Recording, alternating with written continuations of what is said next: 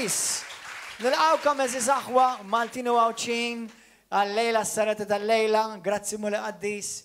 Lil-lejla il-Mulej ukoll ħajtkellem minn waħda mill-qaddejja tiegħu, Romina li hija waħda mill-djakni wkoll f'din il-Knisja, waħda minn dak li tgħin ħafna u tagħmel ħafna xogħol għall-Mulej. U kemm inni nafa dejjem kienet mara fidila u l-Mulej tiegħha l-grazzja biex kompli tibqa' fidila sal-aħħar. Halleluja. Imma hija mara li tħobb il-Mulej, mara interċessura u qed ngħidulhom kollha dan kollu għax il-Mulej jidlek persuni. Il-Mulej jaqbad persuna, jidlika jew jidilku bl-Ispiritu Santu u mbagħad mhux iktar dak il-persuna li titkellem imma jkun l-Ispiritu tal-Alla jitkellem minn ġo fihom. Amen, halleluja. Mela, fidejk sister hi. Thank you. Nixtieq l-ewwel nieħu l-opportunità nirringrazzja lilkom, nirringrazzja lill-pastor ta' din l-opportunità li għafdani biex naqsam nixxerja il-kelma talla, l-kelma qaddisa retta u pura u li għandu messaġġ il-Mulej għall-Knisja għall-poplu talla. U għalhekk qabel ma nibda nixtieq nitlob Missier Addis, nitolbok Mulej l-ewwel nett nirringrazzjak Missier Addis ta' din l-opportunità, nirringrazzjak Missier ta' dak il-messaġġ li inti għandek ippreparat għall-Knisja tiegħek Mulej Addis, nirringrazzjak Mulej Ġesu li inti Mulej Addis iċċanfar għax inti tħobb Mulej Addis. Inti Mulej Addis, inti ma tridni, inti tridna Mulej li noġbu lilek u nġibu lilek l-ewwel qabel kollox. Nitlob Mulej Missier daw li issemija li qegħdin hawnhekk u anke tal-YouTube Mulej Missier biex tiftaħ il-widna Missier iftaħ il-qlub u iftaħ Missier l-għajnejn spiritwali Mulej Ġesu biex jisimgħu x'qed jgħid l-Ispiritu Addis tiegħek Mulej. Who over inti Spiritu Santu in Jesus name. Hallelujah. Nirringrazzjak. Iva, mela dan is-suġġett li tafali fuq qalbi l-Mulej huwa ħankunu dixxipli tas-saltna talla. Aħna ħankunu dixxipli tas-saltna talla. Il-Mulej jekk iridna nkunu dixxiplu. Kull wieħed u waħda minna, dixxiplu talla, kunu bħala soldati. Fil-kelma dixxiplu ġejja mill-kelma dixxiplina. Ġesu meta sejjaħ li dixxipli ma kinux dixxipli ovvjament minn qabel ma sejħilhom. U sejħilhom u għalilhom ejjew warajja. Għalilhom u ma wieġbu għas-sejħa telqu kollox marru warah u ġew minn hemmhekk ovvjament peress li Ġesu u l-aqwa teacher, l-aqwa kunsilli, l-aqwa tabib, halleluja, għallimhom ma ninsewx ukoll f'Iżajija 9, chapter 9, vers 6, profezija fuq Ġesu kien ħafna qabel ma ġie Ġesu, sewwa fi żmien l-antik din il-profezija għal għax tweldilna tifel, innatalna iben, is-seta tkun fuq spalleħ, jissemma ismu, konsillier tal-aġeb, Alla qawwi, Missier għal dejjem, il-prinċep tal-paċi. Halleluja! Missier għal dejjem, il-prinċep tal-paċi. Fil-proverb mela isimgħu Missier, il-Missier huwa li ċanfar għax iħobb.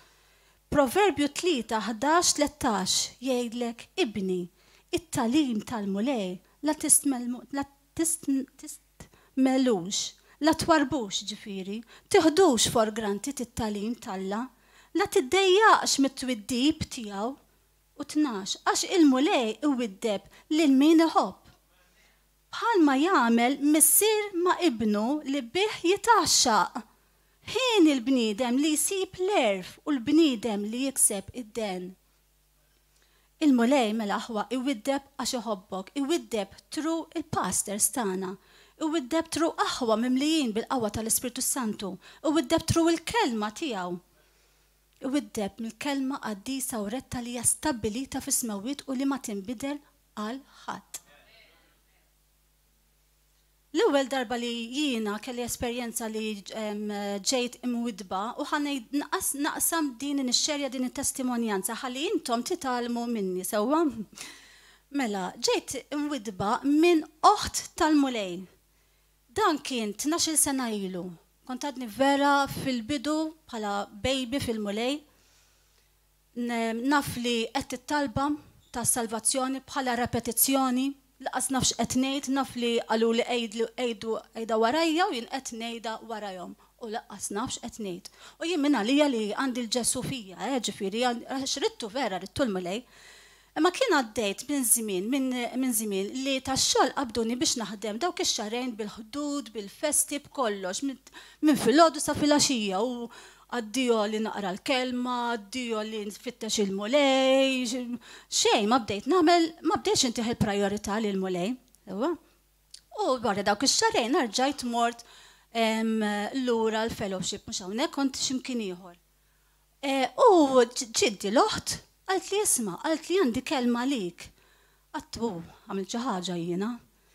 U ġabet il-kelma, il-Bibbja magħha, fetħet Revelazzjoni, l-iskrittura Revelation 3:15. Għalt li isma' qalt li għaġbi fil-viżjoni rajt lilek u qalt li rajt l-iskrittura fuqek, imma qalt li l-mulej qalt li lilek irid jgħidha din l-iskrittura. U għattewina t-nisma għadni bħal imallu u għat nisma ħannara x'qed jgħid l-mulej.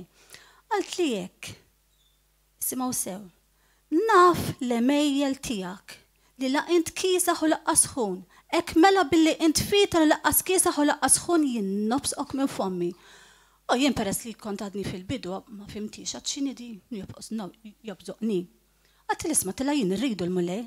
Għalt li għanti tridu l-mulej, għalt li ma mintix qed tagħmel l-almu tiegħek, mintix qed tfittex il-kelma tiegħu, mintix qed qattaħin fit-tal fl-intimità miegħu, mintix qed tfaħru, mintix qed toġbu, mintix qiegħda on fire for him. U qed ngħidlek dak il-ħin eżżitni din l-iskrittura. Għaliex qed ngħidlek. Din hija twiddiba għalija kienet. Imma l-mulej, b'din l-istess l-iskrittura, qed juża din l-iskrittura biex iwiddeb lilkom. Biex intom stess minna din intom tarfu lilkom infuskom. Imma qegħdin tagħmlu l-priorità, qegħdin tagħmlu minn kollox biex tfittxu il-kelma talla. Jiena dakinhar stess għax kont se naqbes xi ħaġa, naf li mort id-dar. Ġejt hekk. Ġara xi ħaġa f'ħajti. Għattwaw, jien edha fi dnub. Għajnejja nfetħu. U mort id-dar naf li nżilt mal-art, bteja mal-art, wiċċi mal-art, nikpi u nitolbu aħfilli mulej, aħfilli li ma konċ naf li jina daqsek kamja jien minna li edha tajba minna li jett it-talba ta' salvazzjoni u ma nafx li l-mulej ħajobżoqni, mi marrix li jobżoqni, naf li bkejt ħafna. Din qed ngħidha aħwa biex intom li qegħdin hawnhekk, intom li qegħdin tisimgħu din it-testimonjanza tiegħi tarblu lilkom infuskom, tfittxu intom fejn qegħdin jekk qed tiġibux il-prajorità lil Alla jekk qed tfittxux il-kelma u ta' kull jum li naqraw il-Bibbja, li nfittxu, li nfaħruh, li nfittxu l-intimità dak irid il-mulej. Il-mulej bħalla relazzjoni jrid, bħalla rusu la rusa. Sewa, għalhekk qarbel lilek innifsek u la tibqax riqed mir-raqda. Iġġib skużi iżjed għax mhuwiex żmien tal-irqat jgħid il-mulej. Iġġib skużi iżjed minħabba xi sitwazzjoni fil-ħajja tiegħek. Anzi il-mulej jgħidlek f'Mattew 11:28 ejja għandi intom li taħdmu ħafna, ejja għandi intom li mtaqlin, ejja għandi intom li ma tifilħux iżjed, huwa jiena li ntikom il-grazzja, huwa jiena li nserraħkom, huwa jiena li mmexxikom, huwa jiena li mmexxik li nagħtikom il-mistrieħ. Halleluja. Hekk kif widdeb lili il-mulej għax joħobni u ma jridx li jobżoq, nissa l-kelma jobżoq iġifieri. Il-mulej kif tgħid ikompli ċanfrek u jċanfrek u jgħidlek u inti tibqa' li ma tagħtix każ u ma twarbu ma tagħtix każ x'inhu ma qed jgħidu l-poplu Talla, ma tagħtix każ qed jgħid l-Ispiritu Talla mill-poplu tiegħu. Il-mulej jobżoq ġifieri ma jagħtix kasek iżjed, jinjorak kompletament. Tal-biża' edi, this is vera xi ħaġa hija tal-biża'. Meta jwidbek mill-poplu Talla biex inti tiddixxiplina lilek innifsek, mella itgħallem isma' f'Ġagbu 1:19 jgħidlek kun ħafif biex tisma', mhux ħafif biex titkellem, mhux ta' malajr tgħid isma' ħanejlek għax kellek u tibda ġib mit skuż, il-mulej ma jridx jisma' dawn l-affarijiet. Il-mulej jekk qallek kelma obdi, jekk qallek kelma, amen. U ma jridniex li nkunu komdi, anzi mir-raqda, minn hemm, u fittex il-kelma, komplix ġib daw l-iskużi, għax inti suppost inti mejjed fi Kristu, suppost inti imsallab ma' Kristu. Ġili nisma jgħidulek, ma jina tajba qiegħda tajjin kif jien, wow, nibda ngħid fejn? Dawn itamdu suppost il-jien, il-dak x'naħseb jien u x'jidir li jien, suppost huma mejta fi Kristu. Suppost mhux aħna ngħixu, suppost Kristu jgħix fina kif hemm miktub Galatin 22. Jien imsallab ma' Kristu madankollu jien ngħix imma mhux jien, imma Kristu jgħix fija. Il-ħajja li issa ngħixha bil-fidi. U mhux naħseb jien u x'jidir li jien u x'ngħid jien u għax inkomda, bil-fidi rridu nimxu din il-ħajja. Ta' li bentalla li ħabna u li ta' lilu nnifsu għalina. Intikom eżempju, per eżempju għandek mandant, sewwa, u għandu reġment soldati quddiemu. Inti jekk ħatara dan il-kmandant u jagħti kmand lil dawk is-soldati quddiemu, taf kif ħataram jgħidu jesser. Hekk ħajamlu. Dawk li ma jobdux, disqualified. L-istess ħaġa, issa dan kmandant tad-dinja, aħseb wara kemm iktar u iktar rridu ngħidu jesser lil mulej li rridu nidru qudiemu u li rridu nagħtu rendi kont ta' x'għamilna fuq din l-art tagħna infusna. Mattew 4:18 Ġesu huwa miexi max-xatt il-baħar tal-Galilija. Ra żewġ aħwax xmun jgħidulu Pietru u ndrieħuh. Iniżlu x-xibka fil-baħar għax kienu sajjieda, vers 17, u għalilhom ejjew warajja. Ħannagħmilkom sajjieda tal-bnedmin. Ġifieri ejjew warajja, ejja ħanalmek, ħaniddixxiplinak, ħankun nista' nużak għall-glorja tiegħi biex il-mulej jużak. Imma qabel ma jużak inti titbaxxi lilek innifsek, tittumilja lilek innifsek, tittiżvojtja li jien, titkun vessila vojta biex il-mulej jimlik bil-kelma tiegħu u hemmhekk nkun jista' jużak għall-glorja tiegħu. Amen. F'Mattew 9:9 u huwa għaddej Ġesu ra raġel li kien jismu Mattew bil-qiegħda quddiem il-bank tat-taxxi qallu ejja warajja u dak qam u mar warah. Mattew 16:24 imbagħad Ġesu qal id-dixxiplu tiegħu jekk xi ħadd irid jiġi warajja ħajjiġħad lilu innifsu u jarfa salibu u jiġi warajja. Aħwa is-salib mhux mart u lanqas tbatija li jbatu in-nies li huma mingħajr Kristu. Is-salib huwa sofferenzi tbatija li tbati minħabba persekuzzjonijiet. Dawk huma il-salib. Però Ġagbu wieħed hawnhekk iridu nqawwu qalbna jgħidlek ħin il-bniedem li jsofri fit-tiġrib għax wara li jgħaddi mit-tiġrib jieħu il-kuruna tal-ħajja li wieħed il-mulej lil dawk li jħobbuh. Amen. Mela ħanaddu minn testijiet iva, ħanaddu minn sitwazzjonijiet ħanaddu minn problemi. Ġesu stess qalilna għattilkom biex ikolkom islim bija fid-dinja jkollkom in-niket, iżda qawwu qalbkom għax jien irbaħt id-dinja. Mela l-mulej jaf li ħajkonna problemi, imma jridek li taqla l-fokazzjoni minn fuq is-sitwazzjoni, minn fuq il-problema u whatever li qed tittaqlek u titfa' l-fokazzjoni fuq Ġesu Kristu, fuq x'għamel Ġesu u hekk inti tibqa' miex il-qudiem, aqbad frixek u imxi l-qudiem. Tibqax hemmhekk staġnat hemm għax m'intix ħatasal, you're not gonna make it. Nehemija 8:10 la titniktux jgħidlek, la titniktux għax il-ferħ il-mulej u il-qawwa tiegħi. The joy of the Lord is my strength. Hallelujah.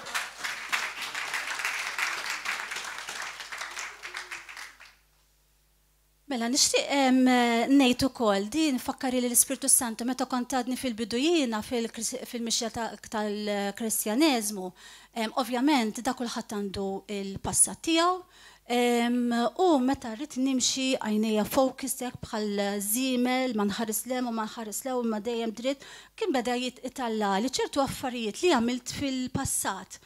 U dan jgħid kisra jien għamil dawk l-affarijiet.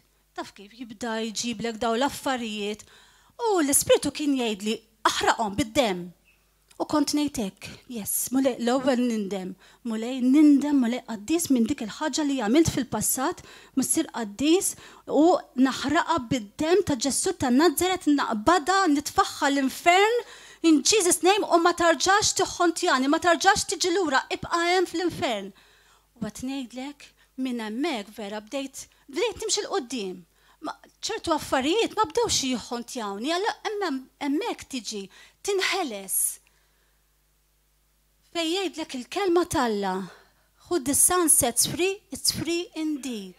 Tibda tinħeles bil-mod il-mod, tibda jfakrek, tisek batton fil-spirit realm spirituali, taħraqhom tindem, taħraqhom bid-dem ta' Ġesu u tfaħħom l-infern. In Jesus name. U tara kif inti tkun meħlus f'isem Ġesu. U tinsiex li aħna kreazzjoni ġdida. Rridu nimxu l-qoddim, niddikjaraw il-kelma talla u niddikjaraw ħansemmi xi ħaġa li kien jitfali l-Ispirtu talla biex niddikjara fuq il-ħajja tiegħi. Sewwa u ħanejdhom bl-Ingliż, jien min ikun irid jgħidhom warajja jgħidhom I am blessed, I am healed, I am forgiven, I am washed by the blood of the Lamb, I am loved by the Most High God, I am wonderfully and fearfully made because I am made in the image of God, I am courageous, I can do all things through Christ who strengthens me, I am the head and not the tail, I am above and not beneath, I am chosen, I am favored, I am worthy, I am anointed, and I'm a vessel in the hand of God. Hallelujah.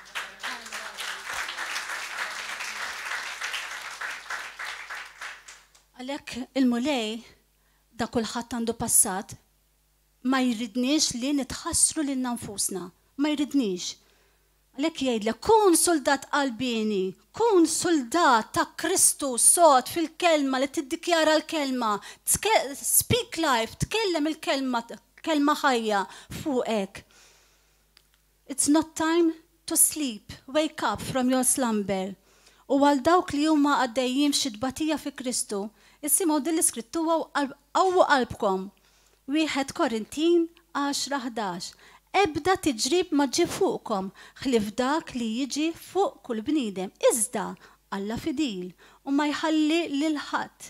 Ma jħallix li intom tiġġarbu aktar milli tifilħu.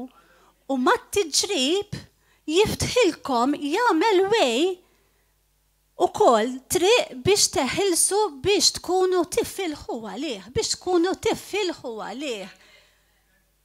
Ġifieri, aħna iktar ma ngħaddu minn problemi, minn sitwazzjoni fil-ħajja tagħna, iktar u iktar irridu niggranfaw ma' Ġesu, iktar u iktar irridu niggranfaw mal-kelma talla u niddikjaraw il-kelma talla fuq ħajjitna. Amen. Il-mulej jagħtik il-grazzja biex tkun tista' tiflaħ għat-tiġrib. U kun naf li fil-pressa li tkun fil-mulej sewwa, fil-pressa li tat-tiġrib tiġi massar. Hemmhekk hemm skop. Meta tiġi massar. Il-mulej jasrek biex toħroġ irfinat. Bħal meta żebbuġ jiġi massar bil-pressa u joħroġ żebbuġ irfinat. Bħal meta għandek eneb jiġi masur u joħroġ imbit irfinat. Bħal meta d-deb jiġi maħruq bin-nar u joħroġ deb irfinat. U bħal meta diamanta bla forma tiġi maqtuwa bil-pressa u toħroġ diamanta irfinata. Ekk inti toħroġ irfinat. Bela żomm għajnejk fuq Kristu. F'dik il-pressa inti kemm sa tibqa' kalm. F'dik il-pressa kif ħadd tiħħendilja dik il-pressa, ħadd tiħħendiljah tajba f'dak iż-żmien meta tiġi pressat, ħadd tiħħendiljah tajjeb. ħatfittex il-mulej, ħatfittex il-kelma tiegħu, ħatiddikjara l-kelma tiegħu, ħatitlob, ħattieħ it-toqol ħalli hu jkun jista' jtik il-mistrieħ u jkun jista' jeħilsek, ħatfaħru. Jekk ħattoqgħod teqret u tnewwaħ u tħassal lilek innifsek u ġiel il-ħadd ieħor iħassrek, itħassrek, il-mulej ma jridix jgħidlek kun iddixxiplinat fil-kelma tiegħi. U tmiss xejn imniġġes. Galatin 5:16 imxu fl-ispirtu u twettqux ix-xewqat ħżiena tal-ġisem. 17 għax il-ġisem għandu xewqat kontra l-bniedem, għandek ġisem u spiritu. It-tnejn li huma jimxu kontra xulxin. Għalhekk aħna rridu li l-ġisem nrażnuh u nimxu fl-ispirtu. L-ispirtu rrid jitla' fuq. Amen. Għax il-ġisem għandu xewqat kontra l-ispirtu kontra l-ġisem u dawn huma kontra xulxin. Biex hekk ma tkunux tistgħu tagħmlu li tridu, issimgħu di, ma tkunux tistgħu tagħmlu, ma nistgħux nagħmlu li rridu aħna ta' Kristjani. Aħna rridu nagħmlu r-rida t'Alla. Ġesu ġi fid-dinja mhux biex jagħmel ir-rida tiegħu, biex jagħmel ir-rida t'Alla. U aħna hekk irridu nagħmlu, rridu nimxu fil-passi ta' Ġesu li nagħmlu r-rida t'Alla u mhux tagħna. 19 l-emejjel tal-ġisem huma. Issa ħanibda nsemmi punti x'inhuma l-emejjel tal-ġisem. Għandek l-adulterju. Mara miż-żewġa jew raġel miż-żewġ jaqlibilhom left right and center. It-tieni punt, fornication, zena, sess qabel iż-żwieġ. It-tielet punt, faħx, dak, kliem, ħażin, paroli fil-vojt li jinqala l-ġlied. Ir-raba punt, vulgarità, indiċenti, fl-aġir u fl-ilbies.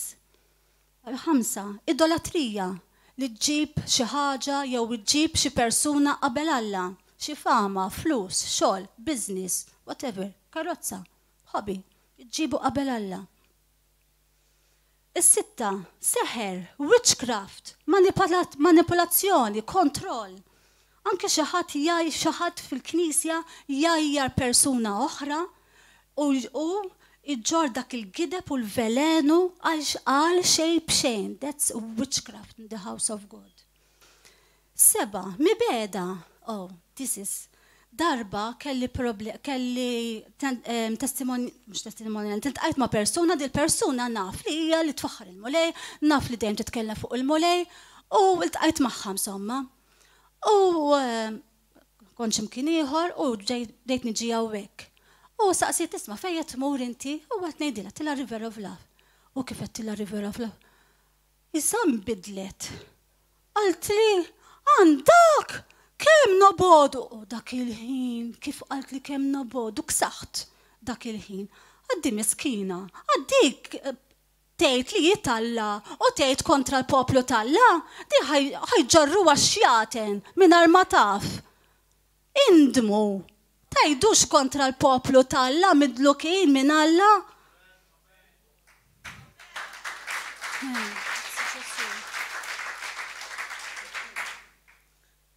Tmin punt, ġlied, paroli fil-vojt jaqla ġlied, aħjar aħwa kelma nieqsa milli kelma żejda. Tibbilaw xil-xulxin u tirrabjaw xal-xulxin. Punt ieħor, ejra. Mela għandek waħda rqiqa u oħta tgħir għax hija rqiqa.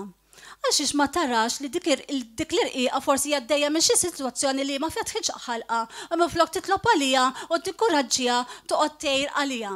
Dak il-mulej jara kollox, sewwa, jara kollox, qarblu qalbkom.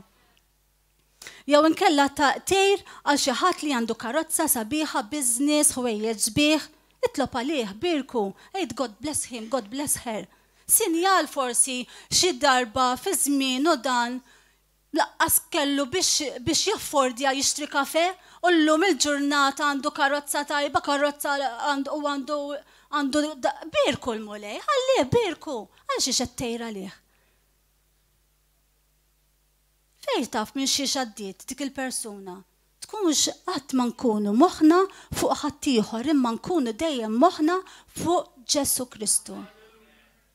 Punt ieħor, til bl-irsin u l-istess ħaġa bħal qisek toħroġ pistola u tispara, dakku. eżempju kif jagħti eżempju ġagbu 3-4. Araw ukoll iċfna vapuri kbar li għalkemm huma kbar imħabtin mill-irjieħat qawwija. Imma huma mdawrin minn daqsxejn ta' tmun li kull fejn joġbu il-kaptan. Il-kaptan idawwar l-steering, għandek vapur daqsix, ikbar minn dis-sala, għandek da tmun, u jdawwar minn dak it-tmun, jdawwar il-vapur, jekk lem jew law. L-istess ħaġa bl-irsien. Ekku koll l-irsien u daqsxejn ta' membru jiftaħar bi ħwejjeġ kbar, araw kif daqsxejn ta' xrara kemm injam tqabbad. Vers 6, l-irsien u nar dinja ta' ħażen. Vers 8, u denni bla razan minn velenu li jagħti il-mewt. Hemm bżonn li dan l-irsien jiġi mrażżan. Vers 9, bih imbirku lill-Alla u fl-istess ħin bih nisħtu bniedem magħmul fi xbija tal-Alla. Vers 10, mill-istess fom joħorġu barka u joħorġu saħta. Dawn il-ħwejjeġ m'għandhomx isiru. Vers 11, tista' għajn ta' ilma joħroġ ilma ħelu u ilma mor fl-istess ħin, tista' siġra tat-tin tagħmel iż-żebbuġ? Ma tistax. Jekk inti intelligenti, uri l-imġiba tajba bil-ħlewwa tal-erf. U l-erf huwa l-erf tal-mulej u mhux l-erf tal-bniedem, għax l-erf tal-bniedem huwa fruwa quddiem Alla. Punt ieħor 11, ambizzjoni egoista, selfish ambition. Dejjem trid tagħmel dak li jaqbel lilek, mingħajr ma taħseb għal ħadd ieħor, dak għall-mulej huwa dnub. U punt ieħor xalar żejjed, xalar sfrenat. Mhux aħjar dbirek lil xi ħadd li huwa fil-bżonn. Jew inkella dbirek is-saltna talla biex l-Evanġelju qaddis red jibqa' jimxi l-qudiem u jibqa' javvanza l-qudiem u jinxteret mal-erba' rjaħat mhux ta' Malta ma tad-dinja kollha. U vers 21, kull min jagħmel dawn il-ħwejjeġ ma jirtux is-saltna talla. Bħala poplu nwilda mill-ġdid suppost offrejna ġisimna bħala sagrifiċċju ħaj.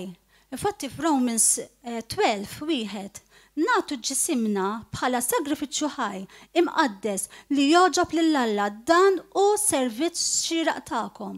Vers 2, u la taqblux ma' din id-dinja, ġifieri mal-ġibdiet ħżiena kif konna qabel. Issa aħna imwildin mill-ġdid, suppost irid ikollna bidla fina.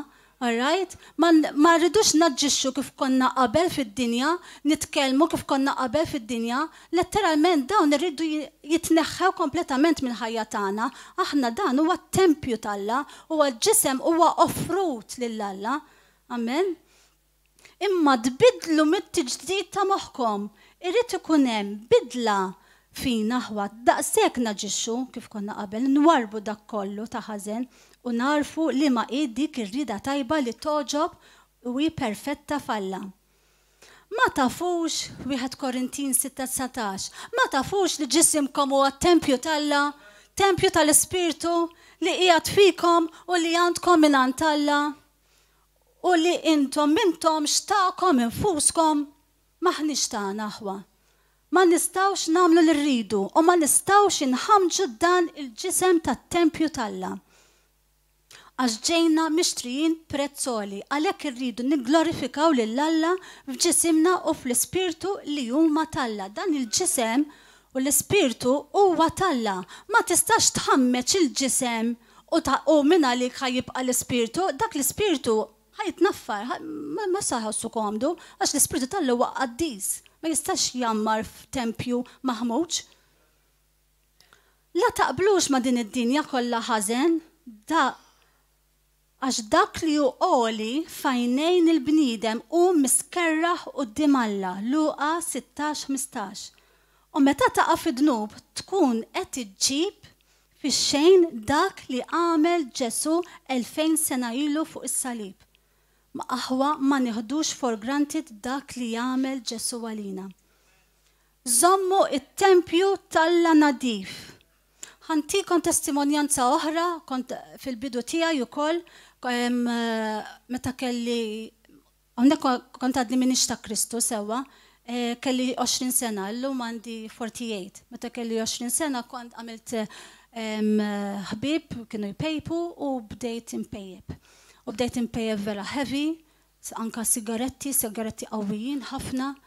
Fettilli mmur għal scuba diving u għaluli isma biex tmur għal scuba diving tagħmel test qabel scuba diving. Mor ta' test u dat-tabib għalli kemm għandek żmien? Għatlu 20, għalli 20, għalli għandek il-pulmun ta' raġel xieħ. Ksaħt, għalli ħussib saħtek, għalli ħaxħat mut qabel il-waqt. U bdejt naqta s-sigaretti bil-mot il-mot.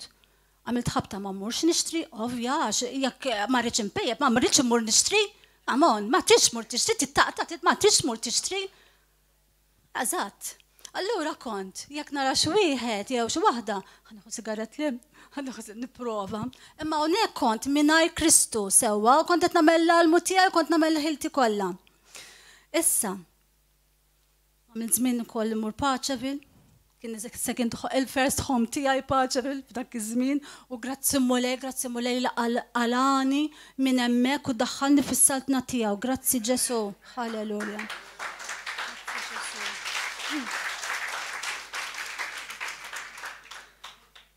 Sakemm il-mulej eżdiżni, qaleb l-imwejjed kollha ta' ħajti bħalma qaleb l-imwejjed fit-tempju u qalli hawn irridek int tiegħi, int miegħi, int hawn irridek. Halleluja. U kont għadni fil-bidu tiegħi msomma hemmhekk din it-testimonjanza li ħansemmi issa. U kont qiegħda xogħol, ħriġt mix-xogħol, ħriġna jien u kollega tiegħi, qalt li kont għadni baby Christian. Għalt li ħa sigarettu għattu u ħaniħu wieħed jiena ħa. Kif ħanqabbad is-sigarettek maħalqi? Split of a second. Jisu ġi raġel qudiemi, just sex. Għalli taf x'intamel, għalli taf li qed ħammeġ it-tempju talla. Dak il-ħin bqajt bis-sigaret fuq hekk, għadni ma messejtux maħalqi.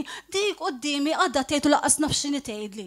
U jiena għadni qed nimmedita u qed ngħid il-mamma mija. Qed naħares lejha nnifsi, qed ngħid ġifieri dat-tempju talla, dan huwa rigal, dan irrid inżommu nadif jiena. Irċevejt revelazzjoni u din jiena rrid nixxerjaha magħkom. Ħalli intom dawk li qed tpejpu jkollkom din ir-revelazzjoni li meta tpejjeb qed tħammeġ il-ġisem li mhux tiegħek li huwa talla, it-tempju talla. Żommu nadif dan it-tempju. Minn dakinhar, halleluja, minn dakinhar bdejt nxommhom jintnu ta' xi ħaġa. Anke kull meta xi ħadd jiġi jersaq lejja, jintempesti. ħanejda eżempju x'tan il-mulej. Taħdux għalikom imma jkunu qishom marru l-mata pirrumblaw tnejn u ġewwaw.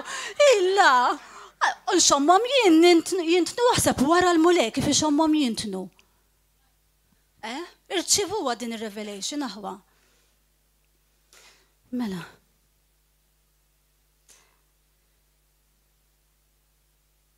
Kif ħajjammar l-Ispirtu talla f'dak l-intina? Id-dnub li ukoll li mhux qed tieħu ħsieb mhux qed tieħu ħsieb saħtek. Il-mulej tak tempju, il-mulej tak polmun tajjeb, sewwa tak saħtek, dan huwa rigal ta' u inti dak is-sigarett qed terqu, qed nixfu, qed nixxef dik is-saħħa li Alla tak. Dak huwa dnub f'għajnejn Alla. Ma jistax ikollok sem mal-mejda talla u mal-mejda tax-xitan, 1 Korintin 10:21. Jaqgħu ħanwaqqgħu lejra talla, trid lill-mulej u fl-istess ħin trid tagħmel dak li trid inti, ma tridx tirrażżan lilek innifsek u trid taqdi lix-xitan fl-istess ħin. Kif nistgħu? Ma tistax. Ma tistax. Lem u law iddeċidi. Jgħidlek il-mulej. Għax kif rajna fl-iskrittura Revelation 3:15, il-mulej jobsqok, ma jridx ikun jaf bik iżjed, jwarbek kompletament. Hija xi ħaġa vera tal-biża'. Ħobb il-mulej Alla tiegħek b'qalbek kollha, bruħek kollha u b'saħħtek kollha, b'saħħtek kollha u b'moħħok kollu u ħobb lil lajrek bħalek innifsek. U ħanimxu f'din il-ħajja li noġbu lill-Alla bil-frott tal-Ispirtu li huma Galatin 5:22-23. L-imħabba, dawn huma l-Ispirtu tal-Alla, għandek l-imħabba, rridu nimxu fl-imħabba. ma l-aħwa, ma n-nies, ma kull bl-imħabba, bil-ferħ, slim, is-sabar fit-tul, paċenzja, l-ħnina, it-tiba, il-fidi, il-ħlewwa, ir-rażna, emmi, ir-rażna, nrażnu lil nfusna, nrażnu x'joħroġ minn fomna, ħanrażnu l-aġir tagħna. Rridu nkunu aware aħwa li Alla qed jarana u xi darba rridu nagħtu rendikont tagħna, xi darba rridu nagħtu rendikont. U dawk li huma ta' Kristu salbu il-ġisimhom bil-ġibdiet u x-xewqat ħżiena tiegħu. Ħa ma nixtiequx ftaħir fieraħ billi nimbxu lil xulxin u ngħiru għal xulxin. Il-mulej wissi u jgħidlek, jekk verament tħobbni, obdini. Jekk iżomm il-kelma tiegħi tkunu tassew dixxipli tiegħi. John 8:31. U min ma jieħux salibu u jiġi warajja ma jistħoqlux ikun tiegħi. Mattew 10:38. U f'39 min isib ħajtu jitlifa u min jitlef ħajtu minħabba fija isiba. Mhux kull min jgħidli mulej jidħol fis-saltna tiegħi. Iżda kull min jagħmel ir-rieda tiegħi. Noqogħdu attenti aħwax, qed jgħid l-Ispirtu talla f'daw iż-żminijiet. Tafu lil dawk li faħruh minn fommhom imma qalbhom il-bot minn Alla li ma jfittxuhx, iżda jfittxu r-rida tagħhom, ifittxu li jagħmlu dak li jridu huma, taf x'jgħidilhom daw il-mulej daw in-nies. L-istess ħaġa li qal l-Skribu l-Farizej, ipokriti, daw ifaħruni qalbhom il-bot minni. Tafu waħwa li hemm posta fl-infern għal Kristjani li huma ipokriti, Kristjani li jridu jagħmlu r-rida tagħhom, Kristjani li jfittxu dak li jridu jagħmlu huma x'jaħsbu huma x'jidrilhom huma, hemm post fl-infern. Nafu li Ġesu ġej għall rusa pura bla ebda teba. Taf li persuna poplu talla meta tindem kun kollha libsa imma mċabsa kollha dbajja. Ġesu mhux ġej għall rusa b'dawk id-dbajjiet. Ġesu ġej għall rusa pura bla ebda teba. Il-post fl-infern jissejjaħ id-dlamijiet ta' barra. Outer darkness bl-Ingliż. U fil-Bibja dan il-post imsemmi darbtejn fit-Testament il-ġdid. Mattew 25:30 u jgħidilhom ixtħu l-qaddej. Il-qaddej huwa l-Kristjan. Ixtħuh il-Kristjan li ma jiswa l-xejn fid-dlamijiet ta' barra. Hemm ikun hemm biki u teżżiż ta' snin. U post ieħor jgħidlek l-istess Testament il-ġdid Mattew 22:13. Orbtulu l-deħu saqaħu xudduħ u ixtħuħ fid-dlamijiet ta' barra. Hemm ikun hemm biki u teżżiż ta' snin. 14. Għax ħafna huma msejħin, ħafna l-mulej qed isejjaħ, ejja għandi ħafna. Iżda ftit huma l-mażulin. Kun int wieħed minn dawk il-mażulin. Kun on fire għal-mulej. La tkunx fitel għax il-mulej jobsqok. Kun soldat qalbini u obbedjenti lejn il-kmandant tagħna Ġesu Kristu. Darba wara preach minant il-pastor. Tara l-pastor on fire, jiddikjara l-kelma, jgħid il-kelma li toħroġ bħala xabla, li taqta b'żewġ ixfar. Eżatt wara l-preach. Il-kelma għada tidwiġġa fija bħala eko fija. Immur fil-kafetterija, jiġa wieħed u jina għadni b'dak il-xismu fija, l-fervur għadni nisma l-eko u tidwi il-kelma. Għalli, isma l-lejla għem il-Liverpool inti ġej. Għadda, rajt jew, wara kelma bħal dik, qed tissemmi l-Liverpool, marwan jew laqqas biex jaġobni xej il-futbol, ixtini net xandu x'jaqsam mal-kelma Talla li għadda kemm toħroġ minn fom il-poplu Talla mill-Spirtu Talla. Imma qed nonoraw għal-kelma Talla. qed nagħtu stima għolja l-kelma talla. Anka waqt it-talb, ikun hawn l-altar prayer għaw il-preżenza talla u jibqgħu iparlaw. Onoraw jaħasra l-kelma talla, l-mulej irrid poplu li jonoraħ. L-Ispiritu talla huwa Spiritu qaddis.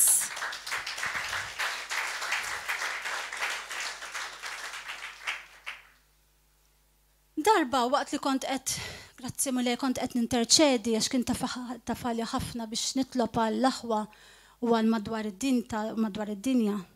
Saqsejtu, imma kif mulej, m'għandhomx biża Alla. Kif mussir? Jgħidu li jħobbok u jiġu għaw il-faħruk, imma fl-istess ħin huma jitkellmu għax tinduna, huma jitkellmu ma jonorawx, m'għandhomx biża Alla, m'għandhomx.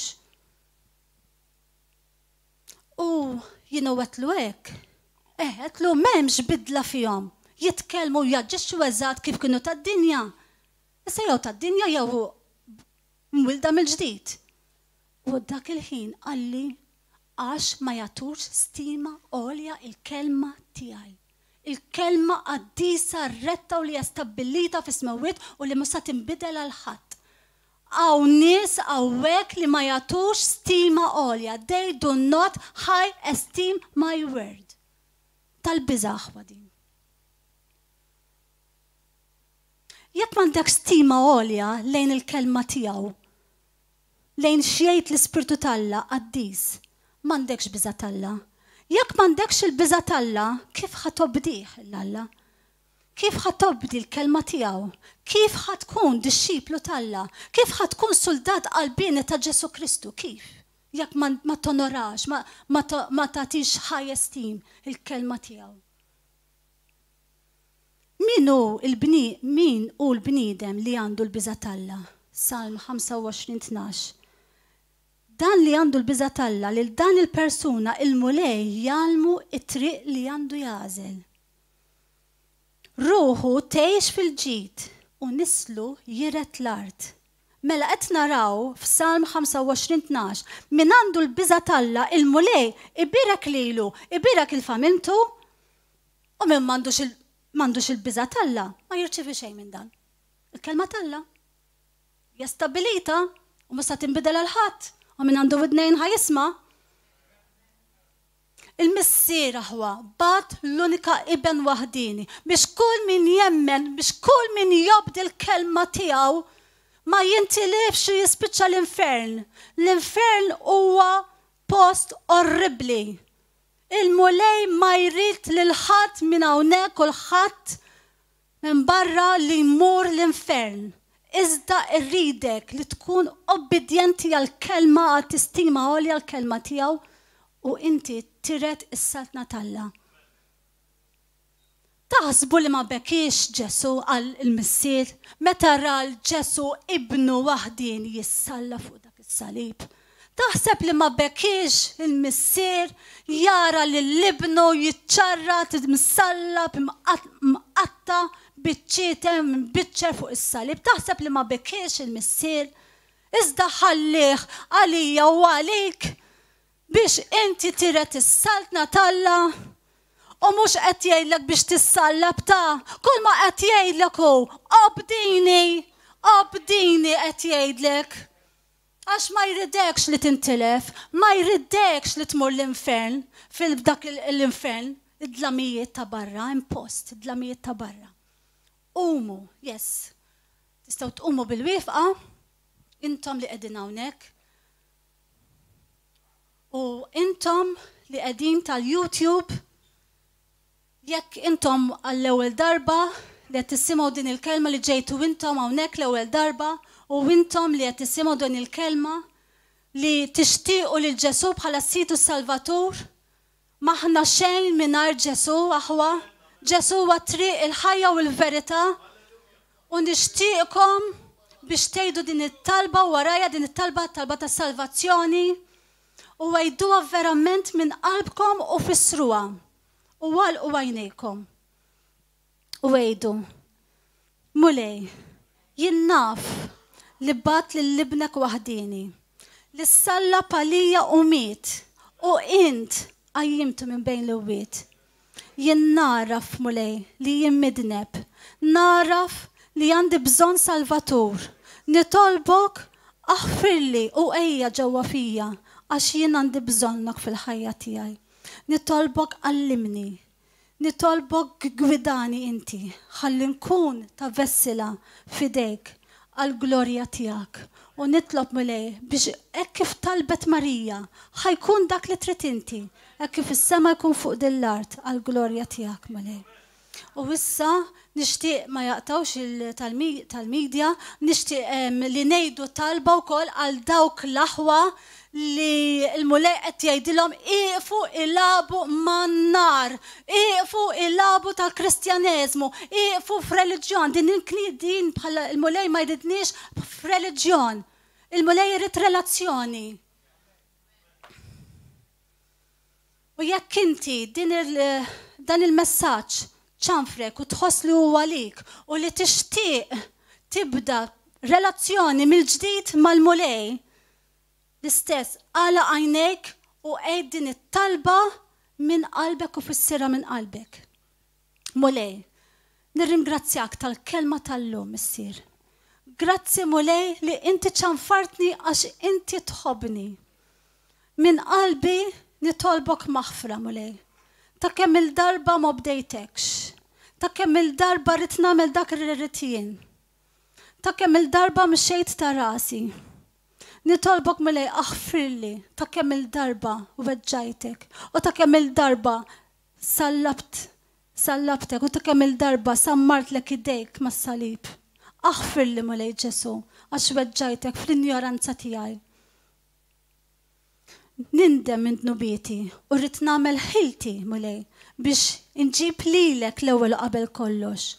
Biex nfittex il-kelma tiegħek l-ewwel, biex nonora l-kelma tiegħek mulej qaddis, biex noġob lilek l-ewwel qabel kollox.